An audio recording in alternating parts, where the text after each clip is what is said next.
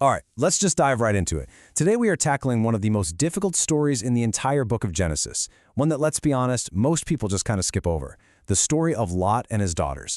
It is dark, it's really disturbing, but hidden inside this shocking account of shame is an absolutely incredible story of redemption. So that's the big question we're asking today, right? How on earth can one of the Bible's most messed up stories also be a story of hope? That's what we're going to unpack together. We're going to peel back the layers and find the surprising truth at its very core. Okay, so first things first, we've got to set the scene. Lot and his two daughters have just escaped the fire and brimstone of Sodom, but they're not safe. Not even close. They're completely traumatized, totally alone, and now they're living in a cave. This is not a happy ending, folks. It's a portrait of just complete and total devastation. I mean, just try to wrap your head around what they lost. In one single day, their home, gone. Their entire community, gone. Their mom, their dad's wife, turned into a pillar of salt. And for the daughters, their future husbands, also gone. They lost everything that made up their world, their society, their security, everything. We are talking about trauma on a level that's hard to even imagine. And where they end up living, a cave? It's the perfect symbol for what's going on inside their minds. The Hebrew word is me'ara, and it doesn't just mean a hole in a rock. It carries this idea of a hidden, dark, trapped space. It's like they escaped the actual fire of Sodom, only to find themselves trapped in this dark, psychological cave of fear and total hopelessness.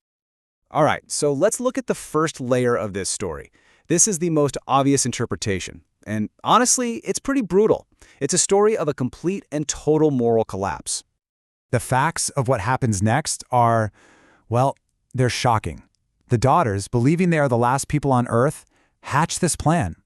They're going to get their father drunk 2 nights in a row and sleep with him to keep the family line going. And let's be crystal clear. This was not a mistake. It was planned. It was calculated. It's incest. And here's a really powerful idea that helps explain this. Some scholars say their minds had become sodomized. Think about that for a second. It means they got out of the city, but the city's corrupt thinking, it didn't get out of them. That whole the ends justify the means mindset, it had totally taken over. They reached for a twisted, awful human solution because they just couldn't see a divine one anymore. But is that the whole story? Is it just about being bad people? I don't think so. Let's peel back another layer here. What happens when we look at this whole thing, not just as a moral failure, but through the lens of deep, deep trauma? Okay, so get this. The daughters literally say, "There is no one left on earth." Now, you and I know that wasn't objectively true, but from their perspective, in their shattered state, they believed it. If you look at it through that trauma lens, you realize their whole perception of reality was broken. The panic, the isolation, it was so intense, they genuinely thought the world had ended and they were it. The last humans. There's actually a term for this. It's called cognitive distortion. It's what happens when trauma is so severe that your brain literally can't see reality straight anymore. Your world just shrinks. So their decision, it might not have come from a place of pure evil. It was more likely born out of this terrifying, desperate fear, all filtered through a reality that was just completely warped. So seeing it this way kind of reframes the whole thing, doesn't it? It doesn't make what they did okay, not at all. But it does help explain it. They start to look less like these scheming villains and more like really, really broken survivors who made an awful, dysfunctional choice because their world was shattered and they were just plain desperate. So we've got the moral collapse on one hand and the extreme trauma on the other. But this leads to an even bigger question. Why is this story even in the Bible? I mean, it's so shameful. What were the authors trying to tell us by including this in the book of Genesis? Well, a huge part of the answer is contrast. The writer of Genesis very deliberately puts Lot's story right up against Abraham's. And the difference is night and day, right? Lot made his choice based on what looked good to his eyes, the green fields near Sodom. But Abraham, he made his choice based on a promise from God that he couldn't even see. When it came to having an heir, Lot's family used human schemes, desperation, incest. Abraham waited and waited for a miracle from God. And the results? They couldn't be more different. Lot's path ends in shame and the creation of enemy nations. Abraham's path ends in honor and the creation of the nation of promise. And that brings us to the more, let's say, political reason this story is here. It serves as a really shameful origin story for two of Israel's biggest, most long-standing enemies, the Moabites and the Ammonites. By saying, hey, these guys started from an act of incest, the text is basically creating a theological reason for why they were later enemies and why certain laws were in place to keep them separate from Israel.